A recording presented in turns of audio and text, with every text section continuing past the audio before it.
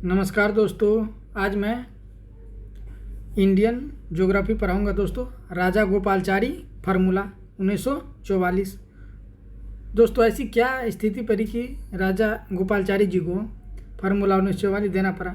आगामी जितने भी एग्जाम हैं दोस्तों, यूपी पीसीएस, बीपीएससी 70 बीपीएससी, शिक्षक भर्ती 3.0, आरओ एआरओ सभी के लिए महत्वपूर्ण है दोस्तों। तो अभी अगर आप वीडियो को पहली बार देख रहे हैं तो प्लीज़ लाइक, सब्सक्राइब और शेयर जरूर करें। और अभी एग्ज़ाम को एक्सटेंड कर दिएगा यूपी पीसीएस बीपीएससी, तो लगिए आप लोग और निकालिए एग्ज़ाम। तो देख लीजिए, राजा गोपालचारी फार्मूला 1944 ये क्या कहता है। देख रहे, फोटो देख लीजिए, यही है दोस्तों राजा गोपालचारी जी, यही फार्मूला दिए थे 1944 में।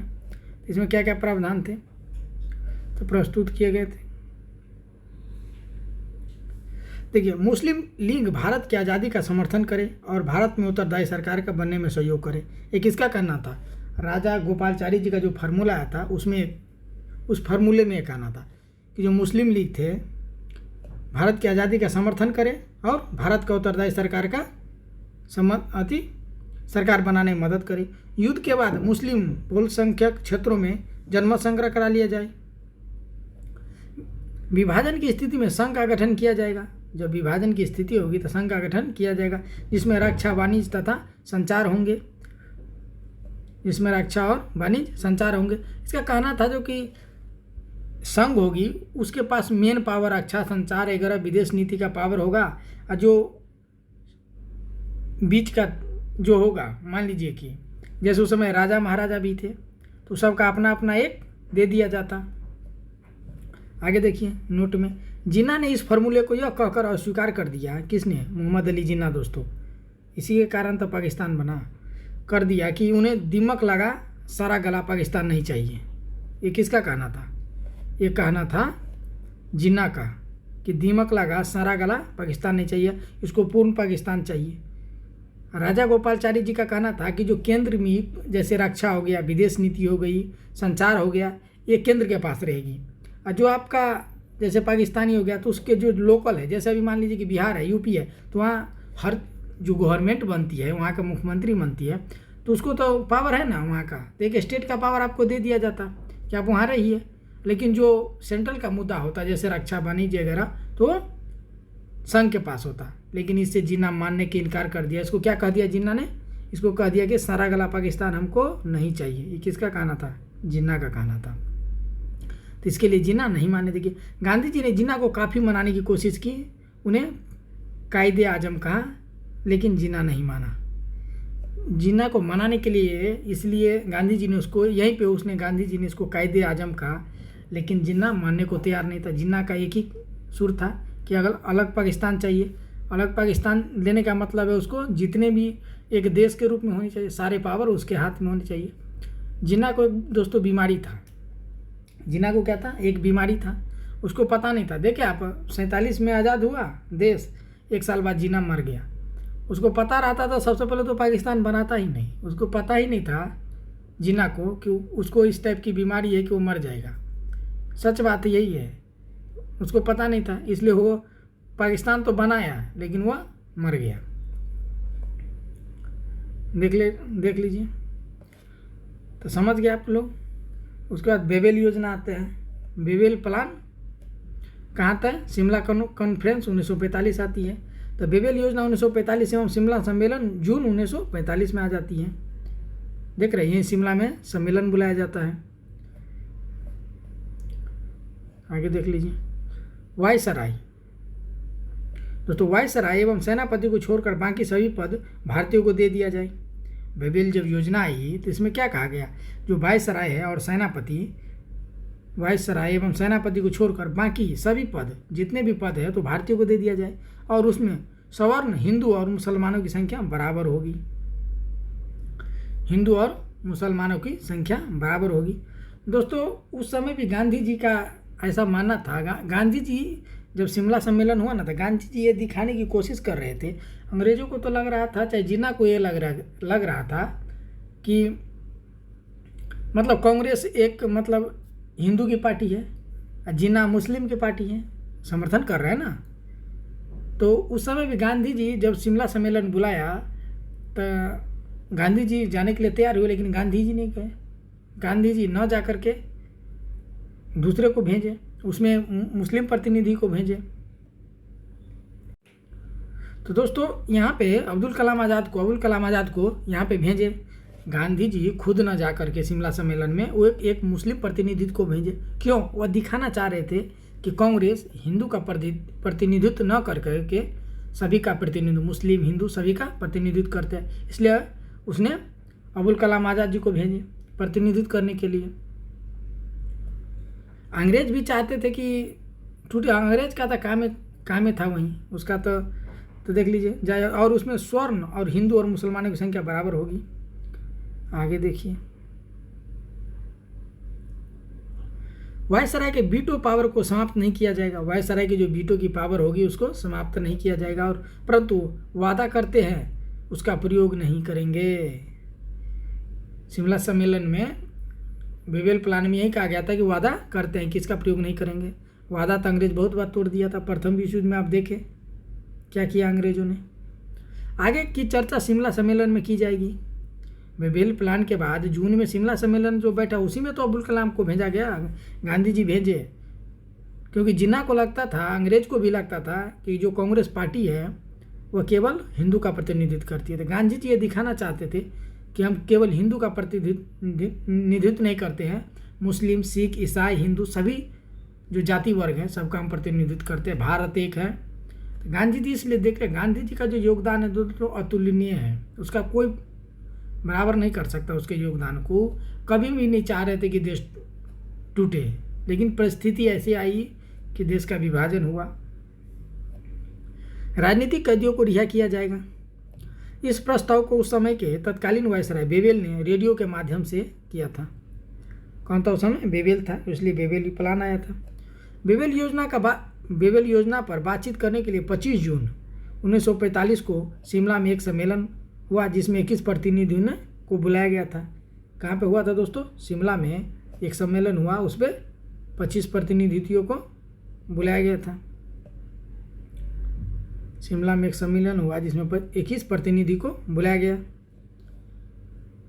कांग्रेस की तरफ से मौलाना अबुल कलाम आज़ाद गए थे। देख लीजिए दोस्तों, कांग्रेस की तरफ से गांधी जी न जाकर के, मैं पहले ही बोला था आपको, गांधी जी न जाकर के अबुल कलाम आज़ाद को, मौलाना अबुल कलाम आज़ाद जी को गांधी जी ने प्रतिनिधित्व के रूप में भेजा, क्योंकि एहसास कराया जाए कि हम केवल हिंदुओं की पार्टी नहीं है। मोहम्मद अली जिन्ना ने प्रस्ताव अस्वीकार कर दिया। मोहम्मद अली जिन्ना ने क्या किया? प्रस्ताव को अस्वीकार कर दिया, मानने से मतलब मना कर दिया। मोहम्मद अली जिन्ना प्रस्ताव को अस्वीकार कर दिया। नोट में देखिए, गांधी जी ने सम्मेलन में भाग नहीं लिया, लेकिन वे शिमला में उपस्थित रहे। जिन्ना ने कहा कि कार्यकारिणी सदस्यों का चुनाव मुस्लिम लीग के द्वारा किया जाएगा। जिन्ना इस हट के कारण शिमला समझौता रद्द हो गया। दोस्तों, शिमला समझौता रद्द होने के कारण जिन्ना कहीं था, क्योंकि जिन्ना का ऐसी हट था ना, जिसके कारण शिमला समझौता भी रद्द करना पड़ा। गांधी जी कभी नहीं चाहते थे कि इसको रद्द हो, उसमें बातचीत करने के लिए कोशिश कर रहे थे, लेकिन उसको रद्द करना पड़ा। शाही नौसेना का विद्रोह देख लीजिए, revolt of the royal navy. दोस्तों, उस समय ना एक ऐसा था, 18 फरवरी 1946 की बात है, देख लीजिए। उस समय एक ऐसा था कि जो नौसैनिक था ना, उसका एक बोलबाला था। देख लीजिए, रॉयल नेवी विद्रोह 18 फरवरी 1946 को। देख रहे हैं, रॉयल नेवी यही है, फोटो देख लीजिए आप। रॉयल नेवी का क्या काम था देख लीजिए। बम्बई के नौसैनिक जहाज HMIS तलवार ने 1100 नाविकों ने नक्सली भेदभाव और खराब भोजन के कारण हड़ताल कर दी थी। बम्बई में नौसैनिक जहाज HMIS तलवार ने 1100 नाविकों ने नक्सली भेदभाव और खराब भोजन के कारण हड़ताल कर दी। BC दत्त नामक नाविक ने जहाज की दीवार पर भारत छोड़ो लिख दिया था, जिसे सैनिकों ने उन्हें गिरफ्तार कर लिया था। किसने लिख दिया था? BC दत्त ने क्या लिख दिया था? भारत छोड़ो लिख दिया। उसे इसके लिए उसको क्या किया था? गिरफ्तार कर लिया गया। मांगे क्या थी इन लोगों को? रॉयल नेवी जो थी दोस्तों, उसकी मांगे क्या थी? तो मांगे थी स्वस्थ भोजन मिलनी चाहिए, बीसी दत्त की रिहाई होनी चाहिए। बीसी दत्त ने अति जो नाव था उसके लिख दिया था भारत छोड़ो, भारत छोड़ो, भारत छोड़ो।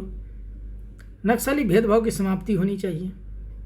नौसेना के इस विद्रोह को बम्बई एवं कराची के नाविकों का पूरा सहयोग मिला तथा देशभक्ति नारे लगाए गए। क्या किए गए? देशभक्ति नारे लगाए गए। इसमें आगे देख लीजिए। कालांतर में पटेल और जिन्ना ने हस्तक्षेप करते हुए विद्रोह को आत्मसमर्पण करने की सलाह दी। सरदार वल्लभ भाई पटेल और जिन्ना ने, मोहम्मद अली जिन्ना ने हस्तक्षेप करते हुए विद्रोह का आत्मसमर्पण करने की दोस्तों सलाह दे दी। विद्रोहियों ने आत्मसमर्पण करते हुए कहा कि हम भारत के सामने आत्मसमर्पण कर रहे हैं और ब्रिटेन के सामने नहीं कर रहे हैं। दोस्तों जो रॉयल नेवी का सैनिक था ना, तो दोस्तों अगर सैनिक विद्रोह अगर कहीं हुआ, देखिए अब अभी म्यांमार में देख लीजिए दोस्तों, आप पाकिस्तान में देख लीजिए, यहाँ क्या हुआ कि सेना को बढ़ावा दिया गया। दोस्तों अगर आप सेना को बढ़ावा दीजिएगा, सैनिक को मान लीजिए, तो यही स्थिति पैदा होती है। अगर गांधी जी चाहता ना तो भारत को 1 मिनट में आज़ाद करवा देता। दोस्तों 1 मिनट में बोल रहा हूँ, जस्ट के जस्ट आज़ाद करवा देता। हाल क्या होता आगे चल के, गांधी जी ये जानते थे कि आगे चल के क्या, पंडित नेहरू भी जानते थे, सरदार वल्लभ भाई पटेल भी जानते थे। तो ये लोग कतई नहीं चाहते थे कि सेना इसमें हस्तक्षेप करे, सेना इसमें हस्तक्षेप करे और देश को आज़ाद कराया जाए। ये चाहते थे कि एक शांतिपूर्ण तरीके से देश को आज़ादी कराया जाए, कि जो देश की मजबूती है। गांधी जी का जो सोच था दोस्तों, वो एक बहुत आगे तक की वो सोचते थे, समझ गए। देखिए पाकिस्तान के जो सेना था वो, देखिए मान लीजिए कश्मीर पे भी हमला कर दिया था, उस तरीके से उसने मान लीजिए कि विभाजन हुआ। तो आज के देख रहे हैं पाकिस्तान का सेना, पाकिस्तान के जो प्रधानमंत्री बनता है उसमें कितना हस्तक्षेप रहता है। सेना जिसको चाहती है ना उसी को प्रधानमंत्री बनाता है वो। म्यांमार में देखिए सैनिक शासन है।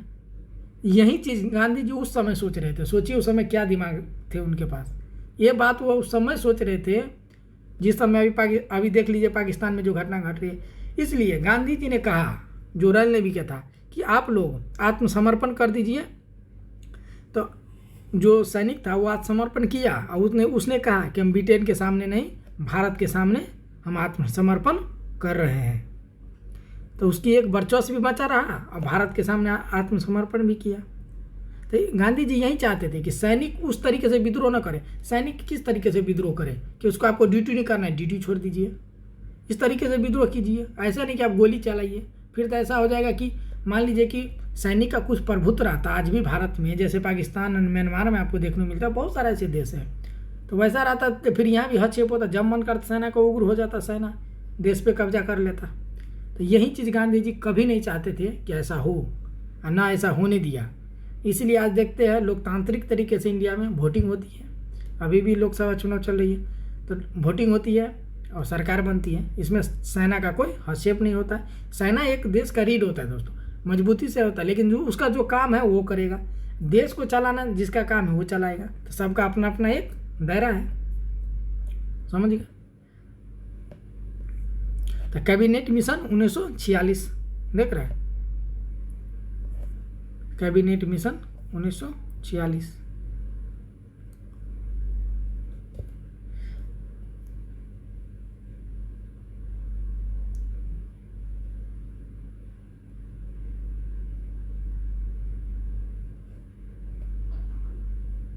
आगे दोस्तों एक सेकेंड, कैबिनेट मिशन 1946। ब्रिटिश प्रधानमंत्री एटली ने भारत के नेताओं से औपचारिक स्तर पर बातचीत करने के लिए कैबिनेट मिशन भारत को भेजा था। किसने भेजा था? कैबिनेट मिशन कब आया था? 1946 में आता है। उस समय प्रधानमंत्री कौन थे? वो ब्रिटेन का एटली थे। ब्रिटिश प्रधानमंत्री कौन थे? एटली थे। इसने औपचारिक रूप से बातचीत करने के लिए कैबिनेट मिशन भेजा था कि जाके बात कीजिए।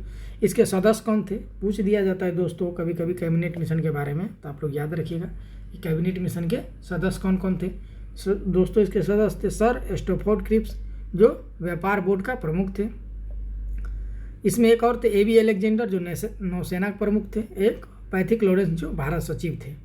तो दोस्तों याद रखिएगा, ये तीनों इंपॉर्टेंट है, इसको एकदम याद रखना है आप लोगों को। कि इसके कैबिनेट मिशन में जो आए थे, जो नियुक्त थे लोग, वो कौन कौन थे। उस समय प्रधानमंत्री कौन थे, तो याद रखिएगा एटली थे। अब भेजा कब गया कैबिनेट मिशन, 1946 में भेजा गया था। सदस्य थे सर स्टोफोर्ड क्रिप्स जो व्यापार बोर्ड का प्रमुख थे, AB अलेक्जेंडर नौसेना प्रमुख थे, पैथिक लॉरेंस जो भारत सचिव थे। तो आशा करता हूँ दोस्तों कि आपको याद हो गया होगा।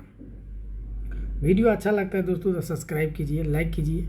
किस टॉपिक पे वीडियो चाहिए वो बताइए। 70 BPSC है, UPPSC है, आप लोग तो अच्छे से पढ़िए, एग्ज़ाम निकलेगा। कंटिन्यूटी होनी चाहिए दोस्तों कि ये होगा कि आज पढ़ रहे कल नहीं पढ़ रहे, ऐसी नहीं होनी चाहिए। आप डेली पढ़िए, रेगुलर पढ़िए। अगर रूम में पढ़ाई नहीं हो रहा आप लोगों को तो लाइब्रेरी ज्वाइन कीजिए। 1500 रुपया कुछ नहीं है, आप लोग खा पी के उड़ा देते होंगे, समझ रहे हम। तो आप लोग को अगर रूम में पढ़ाई नहीं हो पा रहा है तो प्लीज़ लाइब्रेरी लीजिए, क्योंकि वहाँ आपको जाइएगा तो कुछ ना कुछ बैठ के तो पढ़िएगा। चलते अब आगे। उद्देश्य क्या था कैबिनेट मिशन का? था भारत के संवैधानिक गतिविधियों का समाधान करना था। कैबिनेट मिशन का उद्देश्य क्या था? तो भारत के संवैधानिक गतिविधियों का समाधान करना, संविधान का गठन करना। क्या था? संविधान का गठन करना, अंतिम सरकार का गठन करना। क्या था? अंतरिम सरकार का गठन करना। इस प्रावधान में क्या कहते थे कि ब्रिटिश भारतीय प्रांतों और देशी रियासतों को मिलाकर भारतीय संघ की स्थापना की जाएगी। और संघ के पास 3 विषय थे, विदेश, रक्षा और संचार। क्या थे? विदेश थे, रक्षा थे और संचार थे। क्या थे? विदेश, रक्षा और संचार थे। प्रांतों को पूर्ण स्वायत्तता दी जाएगी और अवशिष्ट शक्तियाँ प्रांतों के पास रहेगी। यदि धर्म मामले के पर विवाद होता है तो केंद्रीय विधानमंडल में हिंदू और मुस्लिम दोनों से अलग अलग सलाह ली जाएगी। दोस्तों इसमें कैबिनेट मिशन में कहा गया था कि अगर मान लीजिए कि धर्म के मामले पे अगर विवाद अगर होता है तो हिंदू और मुस्लिम दोनों से सलाह ली जाएगी। केंद्रीय मंत्रिमंडल जो केंद्रीय मंत्रिमंडल होगा वह हिंदू और मुस्लिम दोनों से अलग अलग सलाह ली जाएगी। ब्रिटिश प्रांतों को 3 समूह में विभाजित किया जाएगा। इसमें क्या कहा गया था कि अगर ब्रिटिश जो प्रांत हैं उसको 3 वर्गों में विभाजित किया जाएगा। तो देखिए ब्रिटिश प्रांतों को 3 वर्गों में विभाजित किया जाएगा। तो देख लीजिए पहला वर्ग क्या था? हिंदू बहुमत प्रांत होगा, बिहार, महाराष्ट्र, उड़ीसा होगा। क्या होगा? बिहार, महाराष्ट्र और उड़ीसा होगा। दूसरा में पश्चिम मुस्लिम बहुसंख्यक प्रांत पंजाब और सिंध होगा। और तीसरा में पूर्वी बहुसंख्यक मत बंगाल और असम होगा दोस्तों। तो इसमें क्या 3 पर फोकस किया गया था, अलग अलग 3 प्रांत होगी। क्या? हिंदू बहुमत प्रांत क्या हो? बिहार, महाराष्ट्र और उड़ीसा था। पश्चिमी मुस्लिम बहुसंख्यक प्रांत था, पंजाब और सिंध था। पूर्वी मुस्लिम बहुसंख्यक प्रांत था, बंगाल और असम था। पहले प्रांतों का संविधान बनाया जाएगा, पश्चात केंद्र का संविधान बनाया जाएगा। इसमें कहना था कि पहले प्रांत का संविधान बनाया जाएगा, उसके बाद केंद्र का भी एक संविधान बनाया जाएगा। समझ गए दोस्तों? मैप में आप देख रहे हैं जम्मू कश्मीर हो गया, पाकिस्तान हो गया दोस्तों, राजस्थान हो गया। ये जितने भी आप पीले पीले देख रहे हैं ना जगह, मैसूर हो गया, हैदराबाद हो गया, जितने भी पीले पीले देख रहे हैं दोस्तों, ये सब दोस्तों राजा महाराजाओं का क्षेत्र था। ये देख रहे हैं, ये जितने भी क्षेत्र हैं देख लीजिए, सब राजा महाराजाओं का क्षेत्र था।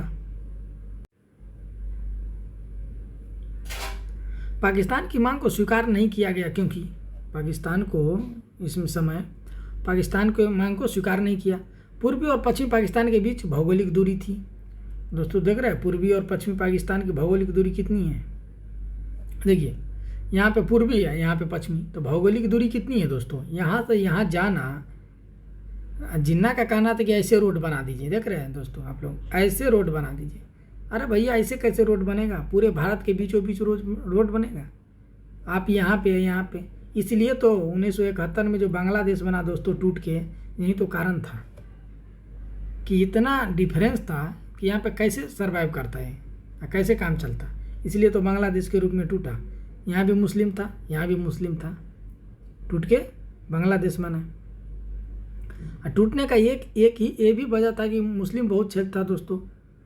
टूटने का वजह यही था कि यहाँ पे बंगाली मुस्लिम रहते थे, यहाँ पे जो पंजाब साइड के मुस्लिम थे वो थे। तो यहाँ पे जो बंगाली मुस्लिम थे इस पर ये लोग भेदभाव करते थे, ये भी कारण था। डिस्टेंस का कारण बात था, इसलिए यहाँ के जो मुसलमान थे वो उग्र हो गए, ये अलग देश की मांग करने लगे। होते हुए इंदिरा गांधी की भारत में सरकार थी उस समय 1971 में।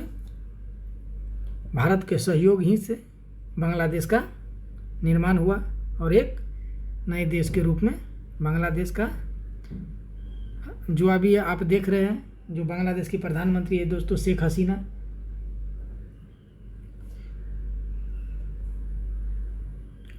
तो देख रहे हैं पूर्वी और पश्चिम पाकिस्तान के बीच की भौगोलिक दूरी बहुत थी, कॉरिडोर नहीं दिया जा सकता था। मैं आपको बताया था ना अभी कि कॉरिडोर कैसे दिया जा सकता है बताइए। एक यहाँ है, आप मान लीजिए पहला नंबर पे आप यहाँ हैं, दूसरा नंबर पे आप यहाँ खड़ा हैं, तो कैसे आपको दिया जा सकता है बताइए। कॉरिडोर कैसे बनेगा? ये तो कितने भागों में टूटता, फिर ऐसे में फिर बीच में झगड़ा होता, कहाँ कहाँ टूटता, तो कैसे आपको कॉरिडोर दिया जा सकता है? नहीं दिया जा सकता है ना। संसाधनों की समस्या होती दोस्तों, कैसे आदान प्रदान करता। रियासतों की समस्या होगी, रियासतों की समस्या होगी। मान लीजिए किसी रियासत से होकर ही गुजर रहा है, जैसे यहाँ राजपूताना था, इसी जो के गुजरता, फिर यहाँ लड़ाई होता, तो कैसे दिया जा सकता था?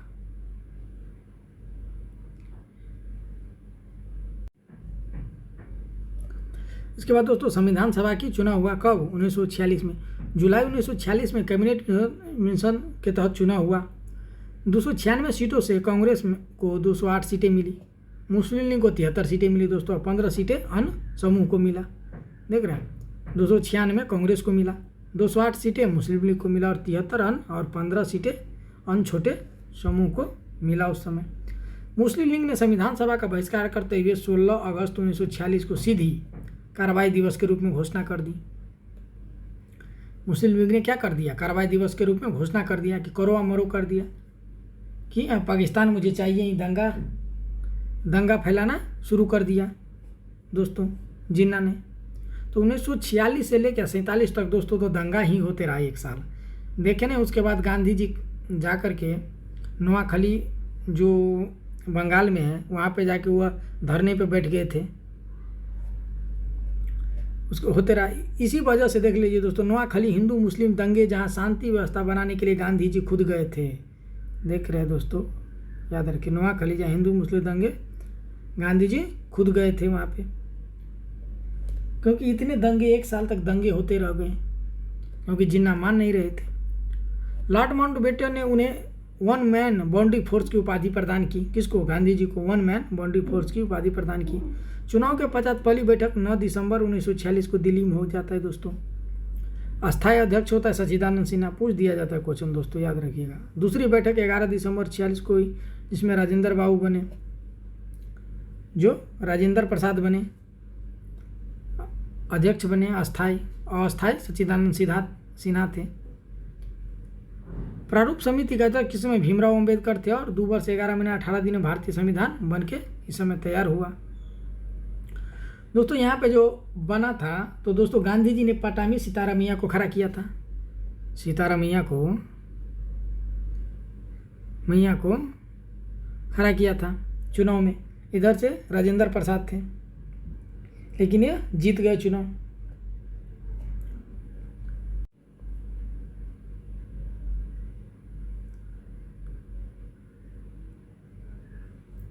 अब देख लीजिए दोस्तों अंतिम सरकार का गठन। अध्यक्ष कौन थे? बेवेल थे। उपाध्यक्ष कौन थे? जवाहरलाल नेहरू थे। अंतिम सरकार के सदस्यों में पंडित नेहरू, वल्लभ भाई पटेल, डॉक्टर राजेंद्र प्रसाद, आसफ अली, राजा गोपालचारी, डॉक्टर जॉन मथाई, सरदार बलदेव सिंह, जगजीवन राम, CH भाभा इत्यादि शामिल थे। मुस्लिम लीग ने अंतिम सरकार का बहिष्कार करने के निर्णय लिया और 16 अगस्त 1946 को प्रत्यक्ष कार्रवाई दिवस मनाई गई।